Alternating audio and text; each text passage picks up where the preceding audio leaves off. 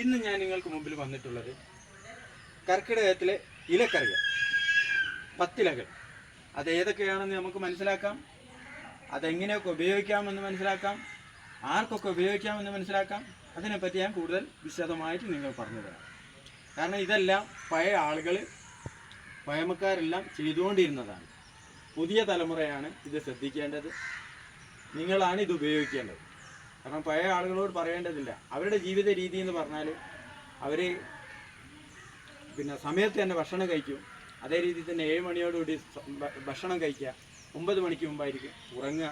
അതുകൊണ്ട് ഒരു 4 മണിക്ക് എഴുന്നേൽക്കുക, കർക്കിടക മാസമാകുന്ന സമയത്തൊക്കെ ഒന്ന് വയറിളക്കുക, അതേ രീതിയിൽ തന്നെ എണ്ണത്തേപ്പ് നടത്തുക. അങ്ങനെയൊക്കെ അവരുടെ ശരീരം അവർ ശ്രദ്ധിച്ചിരുന്നു. ഇന്നത്തെ പുതിയ തലമുറ ജീവിതശൈലിയെല്ലാം മാറി.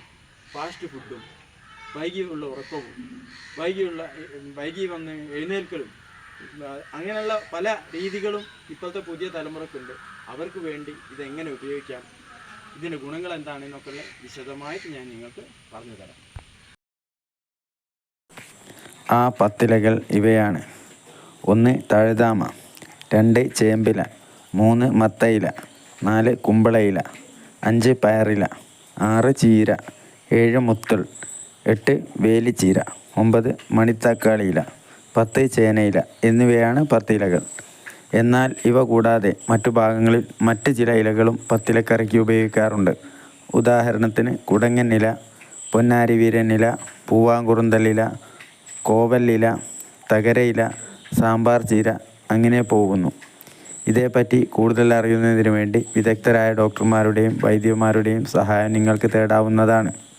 ഇനി ഈ ചാനൽ സബ്സ്ക്രൈബ് ചെയ്തില്ലേ, ഉടൻ സബ്സ്ക്രൈബ് ചെയ്യുക, കമൻറ്റ് ചെയ്യുക, ഷെയർ ചെയ്യുക, ലൈക്ക് ചെയ്യുക. അടുത്ത നല്ലൊരു വീഡിയോ കാണുന്നതുവരെ എല്ലാവർക്കും നന്ദി, നമസ്കാരം.